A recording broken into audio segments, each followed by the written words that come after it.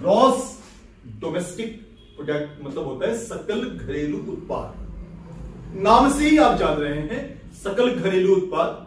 घरेलू मतलब भारत को आप घर मान लीजिए, भारत को आप घर मान लीजिए। यदि एक छोटा सा एग्जांपल ले लें तो ये है, पहले तो इसकी डेफिनेशन क्या है, किसी निश्चित दिए हुए वित्तीय वर्ष में उस देश के सभी उत्पादन के साधन और सेवाओं के द्वारा उत्पादित समग्र मौद्रिक मूल्य सकल घरेलू उत्पाद कहलाता है। एक साधारण सी बात है, जैसे production are functions of labour, land, raw material, capital, technology and services. उत्पादन, प्रोडक्शन और फंक्शन ऑफ, मतलब क्रिया करेगा, क्या क्रिया करेगा, लैंड, लेबर, श्रम, लैंड, भूमि, रॉ मटेरियल, कच्चा माल, पूंजी। कैपिटल को इकोनॉमिक्स में के से डिनोट करते हैं। कैपिटल के जो टेक्नोलॉजी, तकनीकी और सेवाएं, जब ये आपस में क्रिया करेंगी, जब ये आपस में फंक्शन करेंगी, क्रिया कोई भी होगा तो उसका एक परिणाम होगा, हम जिसको उत्पादन कहते हैं। प्रोडक्शंस तो productions is a result of this functions. इस फंक्शन का यह परिणाम है। यह जब करेगा फंक्शन, कोई भी चीज आप जो बनाएंगे, आप इसको बनाएंगे, मार्कर बनाएंगे, तो कहीं भी बनाने के लिए लैंड की जरूरत पड़ेगी, भूमि की जरूरत पड़ेगी। तो भूमि आप जो भूमि लेंगे तो भूमि चाहिए होगा, जो ये लेबर चाहिए होगा, रॉ मटेरियल, इसको बनाने में लगने वाले जो रॉ मटेरियल, जो कच्चा माल है वो चाहिए होगा, पूंजी चाहिए होगी, कैपिटल चाहिए होगा, टेक्नोलॉजी चाहिए होगी और स्किल पर्सन चाहिए होंगे। उसमें इंजीनियर्स, उसमें मैनेजर्स, उसमें technicians, all the persons are serviceman. तो सर्विस, ये सब जब आपस में क्रिया करेगी तो यह उत्पादन हो जाएगा। भाई हम लोग कोचिंग चला रहे हैं, कोचिंग के लिए भूमि ना हो तो कहां पढ़ाएंगे? बिल्कुल सही बात। तो यह जो उत्पादन है, यह उत्पादन इन सेवाओं का प्रतिफल है। और जीडीपी किसी निश्चित दिए हुए वित्तीय वर्ष में, वित्तीय वर्ष हम किसे कहते हैं, एक तो वित्तीय वर्ष को हम लेते हैं अप्रैल से लेकर मार्च, अप्रैल से लेकर अगले वर्ष के मार्च तक। अप्रैल 2022 से लेके 1 अप्रैल से लेके 31 मार्च 2023, ये हमारा कहलाता है फाइनेंशियल ईयर। क्या कहलाता है?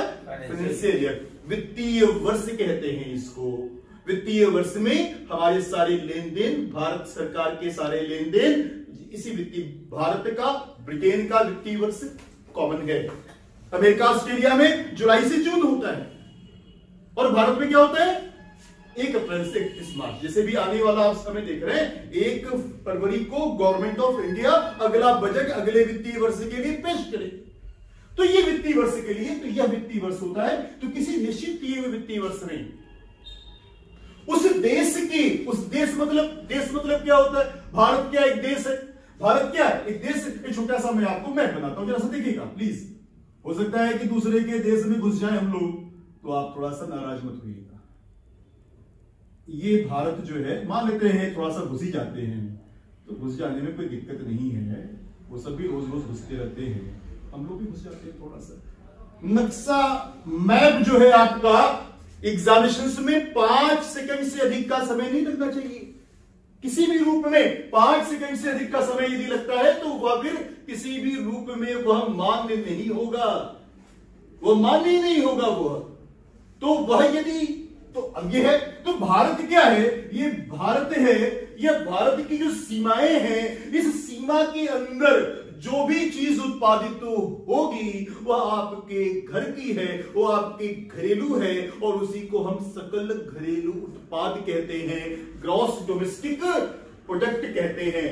आपको ये चीज समझ में आ गई होगी, इसे हम ग्रॉस डोमेस्टिक प्रोडक्ट, यानी समझ में तो आ गई सर। लेकिन ये बताइए, जीडीपी लोग कहते बढ़ गया, लेकिन आम जनमानस को नहीं समझ में आता है। हम इसकी प्रश्न का आंसर भी आपको दे रहे हैं, थोड़ा सा आप जो वेट कर लीजिएगा। इस प्रश्न का उत्तर मैं आपको 2 मिनट लेता हूं, इस बात को थोड़ा सा मैं और थोड़ा सा एलैबोरेट कर लेता हूं। ये बात भी अधूरी रह गई थोड़ी सी।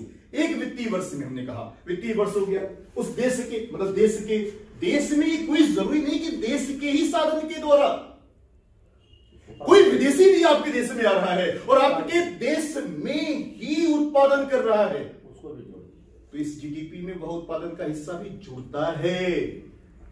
मेक इन इंडिया क्या है? भारत में आओ, भारत में बनाओ और पूरे देश में, पूरी दुनिया में भेजो। क्यों? क्योंकि इससे अब आपका जीडीपी बढ़ेगा।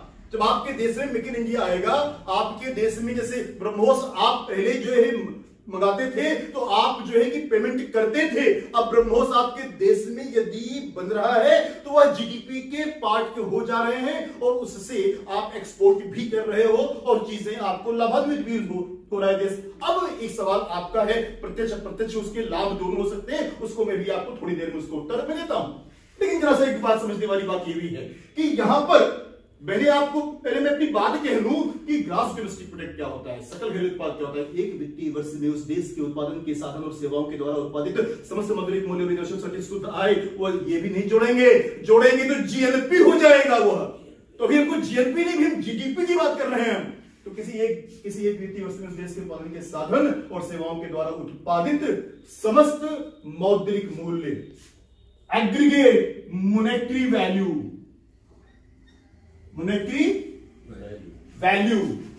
इन सभी का समस्त योग इसको जोड़ते जाए तो यह जीडीपी कहलाएगा, सकल घरेलू उत्पाद कहलाएगा। मैं बोल रहा हूं, यहां लिखा प्रोडक्शंस, यहां बोल रहा हूं gross domestic product. I am not saying gross domestic production. मैं ये नहीं कह रहा हूं, मैं क्या कह रहा हूं? मैं कह रहा हूं gross domestic product. What's the basic difference to the product and productions? क्या अंतर है इसमें? उत्पादन क्या है? अरे भैया बड़ी साधारण सी बात है ये, हमको आपको बड़ी साधारण। आपके घर के आंगन में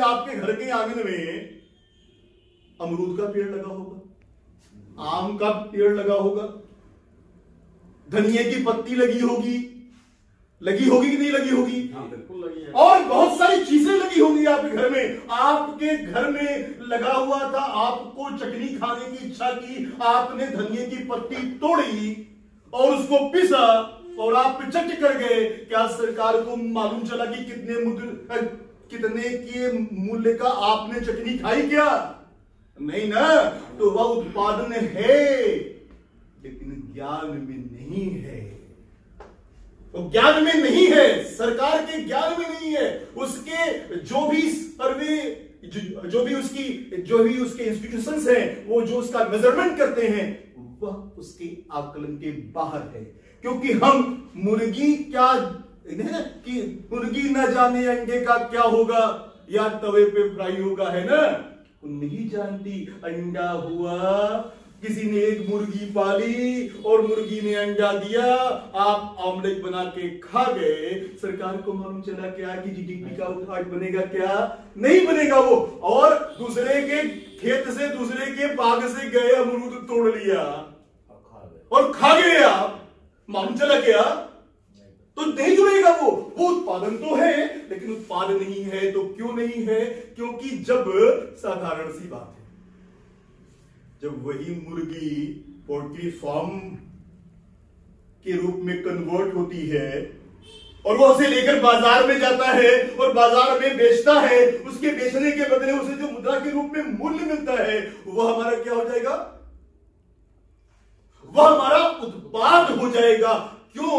लोग कहते हैं भाई ये किसका उत्पाद है? टाटा का प्रोडक्ट है। ये किसका उत्पाद है? ये बिरला का प्रोडक्ट है। ये इसका उत्पाद है, ये अंबानी का प्रोडक्ट है। कोई ये नहीं कहता ये अंबानी का प्रोडक्शन है। तो बाजार में जब वस्तु आएगी, उसके बदले जो मुद्रा के रूप में मूल्य प्राप्त होता है, वह उत्पाद होता है। यदि जिस चीज का मॉनेटरी मेजरमेंट पॉसिबल नहीं होगा, वह जीडीपी का पार्ट नहीं होगा। इसलिए बहुत ही क्लियर है, जीडीपी में वही शामिल होगा जिसका मौद्रिक मूल्य। अब जैसे हम शिक्षक है भाई, हम शिक्षक है, हम भी सेवा दे रहे हैं, हमारी सेवा के बदले हमें मुद्रा का मूल्य मिलेगा। कोई सरकारी, government, semi government, private sector, किसी भी क्षेत्र में अपना योगदान दे रहा है, उस योगदान के बदले उसे मुद्रा का मूल्य मिलता है, वह जीडीपी का पार्ट होगा। लेकिन वही शिक्षक जब अपने बच्चे को पढ़ाएगा तो उसके बदले उसे कोई मुद्रा के रूप में मूल्य प्राप्त नहीं होता, इसलिए वह जीडीपी का हिस्सा नहीं होता। तो सर उत्पाद, अभी मेरी बात को थोड़ा सा की और देखिए, एक म्यूजिशियन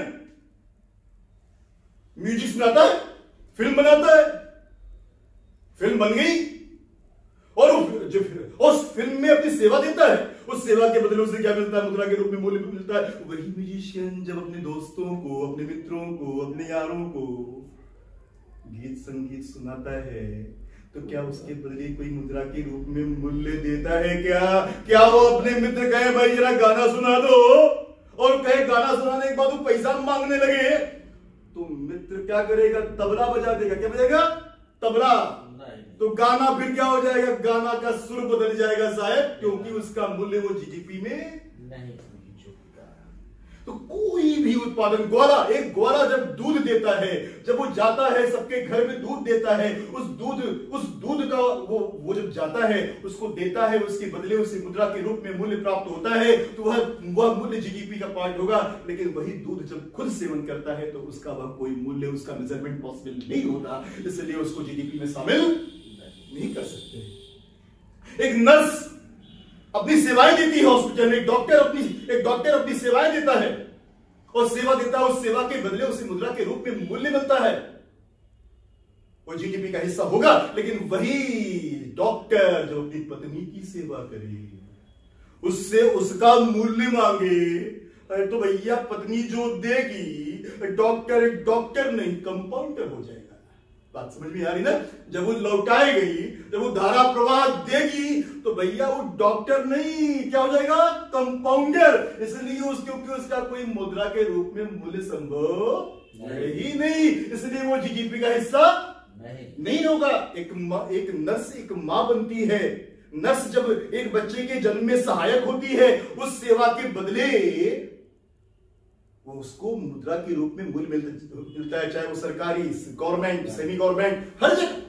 लेकिन वही जब खुद मां बनती है तो क्या अपने बच्चे की सेवा के बदले वो कोई मूल्य लेती है? क्या नहीं लेती, इसलिए वह जीडीपी में शामिल नहीं होता। तो प्रत्येक वह उत्पादन, प्रत्येक वह सेवाएं जिसके बदले मुद्रा के रूप में मूल्य प्राप्त होता है, वह हमारा उत्पाद कहलाता है। ठीक है? तो जब तक वह मार्केट में नहीं जाएगा वो उत्पाद नहीं कहलाएगा। जब तक वह फैक्ट्री में है, फार्मर जो है अपनी खेती कर रहा है और भी तमाम जगहों पर है, तो वह उत्पादन होता है। और लेकिन जो ही वह बाजार में आ जाएगा, किसी भी चीज की मॉनेटरी वैल्यू हो जाएगी, तो वह उत्पाद कहलाता है। इसलिए सकल घरेलू उत्पाद में मॉनेटरी वैल्यू मेजरमेंट किया जाता है और वही जीडीपी का पार्ट होता है। Any questions? यदि आपका नहीं, जैसे आपने कहा होता है, तो जब जीडीपी का ग्रोथ बढ़ता है, उसका उत्पाद बढ़ता है, तो आम जनमानस को उसको दिखाई पड़ना चाहिए। अभी आपका एक बहुत, आपके प्रश्न को थोड़ा ऐड कर देता हूं। आपका कहना ये है भाई, मान लीजिए कि जीडीपी बढ़ के 5 ट्रिलियन हो गई, 10 ट्रिलियन हो गई, 12 ट्रिलियन हो गई, तो क्या यह लोगों के जीवन स्तर में कोई सुधार लाएगी? क्या जीडीपी, बढ़ता हुआ जीडीपी आम 130-135 करोड़ की आबादी में कोई सुधार लाएगी क्या? आई थिंक यह आपका प्रश्न है। बिल्कुल। तो मैं इसका उत्तर देता हूं। इसीलिए भारत में एक बहुत अच्छी बात कही जाती है, और भारत में इसीलिए कहा जाता है, भारत में जो केवल उत्पादन पर ही ध्यान नहीं दिया जाता, वितरण पर भी ध्यान दिया जाता है, डिस्ट्रीब्यूशन पर भी ध्यान दिया जाता है। और ये हमारी जितनी भी प्रकारों में है, पब्लिक डिस्ट्रीब्यूशन सिस्टम को बहुत पहले से, आजादी के बाद से लागू, जब से है तब से लेकर आज तक है पब्लिक डिस्ट्रीब्यूशन सिस्टम। आप जानते हैं कि पीडीएस के माध्यम से लगातार लोगों को यह डिस्ट्रीब्यूट किया जाता है। अब सवाल यह है कि क्या बढ़ता हुआ जीडीपी रोजगार भी दे सकता है?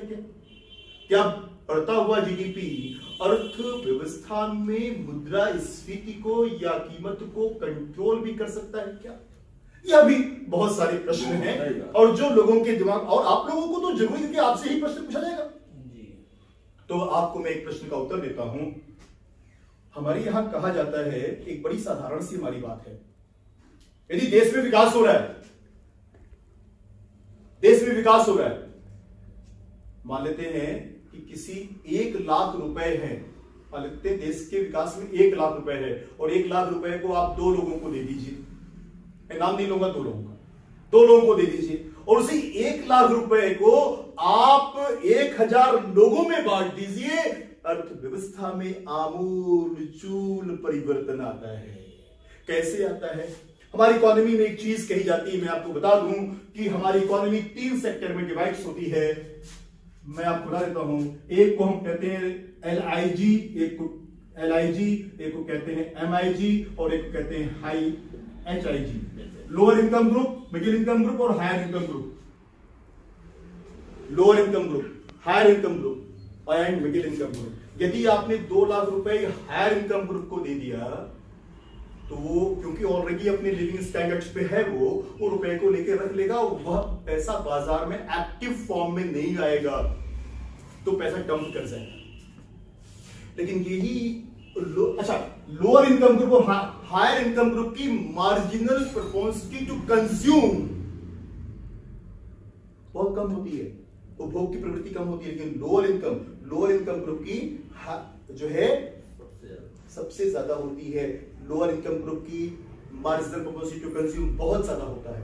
वो जो ही हाथ में रुपया आता है, बाजार में दौड़ जाते हो, और बाजार में जाते वस्तुओं की मांग करते हैं, थोड़ी सी कीमतें बढ़ती है, वो कीमती बढ़ते तो लाभ बढ़ता है तो इन्वेस्टर्स का उत्साह बढ़ता है, उसकी लाभ के बढ़ने से उसकी एक्सपेक्टेशंस बढ़ती है, और एक्सपेक्टेशंस बढ़ने से इन्वेस्टमेंट करने के लिए और लोग भी बाजार में आते हैं, एम्प्लॉयमेंट जनरेट होता है, और भी बहुत सारी चीजें। तो ये यदि 5 ट्रिलियन की इकोनॉमी हो तो यह ध्यान जरूर दिया जाए, जैसा कि आपने प्रश्न किया कि क्या केवल जीडीपी के बढ़ जाने से ही लोगों के जीवन स्तर में आएगा सुधार? कोई जरूरी नहीं है, कोई जरूरी नहीं है कि जीडीपी के बढ़ने से। हो सकता है कि वह यदि 5 ट्रिलियन की इकोनॉमी में वह कैपिटल सेंट्रलाइज्ड हो जाए, केंद्रीकृत हो जाए, तो यह समाज के लिए बहुत अधिक घातक होगा, और आने वाले समय में मंदी को जो है दावत देगा, मंदी को। लेकिन यदि इसी पैसे को सही तरीके से डिस्ट्रीब्यूट कर दिया जाए, जैसे कि मैं बता देता हूं, जैसे सरकार ने क्या किया, सरकार ने अभी देखा होगा कि उज्ज्वला योजना के अंतर्गत उसने बहुत सारे लोगों को यह इसी सरकार, देखिए सरकार कोई लाभ कमाने वाली उपक्रम नहीं है, वो अदानी अंबानी नहीं है, वो लाभ कमाने वाली। सरकार का तो ऑब्जेक्ट ही हमारे कॉन्स्टिट्यूशन में मेंशन है कि सोशल वेलफेयर के लिए काम करना है, सामाजिक कल्याण के लिए काम करना है। तो उज्ज्वला योजना के अंतर्गत यदि घर घर में लोगों को वो चीजें जो है दे जाए, आयुष्मान योजना के अंतर्गत आपके हेल्थ में सुधार हो जाए, और ऐसी अनाज पब्लिक सिस्टम में आपने देखा होगा इस कोविड के पीरियड में हर घर में 80 करोड़ लोग जबकि काम करने के लिए बाहर नहीं आ पाए, तो उनके भी जो है दिया गया, तो उस समय के लिए तात्कालिक रूप में वह थोड़ा प्रभावी था। वो जरूरी नहीं कि वो आगे भी उसको कंटिन्यू रखें, उसको हम ये मेरी डिमांड भी है कि उसको हटाकर अब उसको सही तरीके से एलोकेट भी किया जाए। लेकिन एक बात और है, सरकार ऐसी स्थितियों में अपने आप को बेहतर तरीके से सामने रखती है, और जीडीपी का उद्देश्य यही है। जीडीपी हमारा एक इंडेक्स है, एक सूचकांक है, एक ही सूचकांक नहीं है, एक सूचकांक है हमारे देश के विकास के मेजरमेंट का, हमारे देश के विकास के एक मापन का।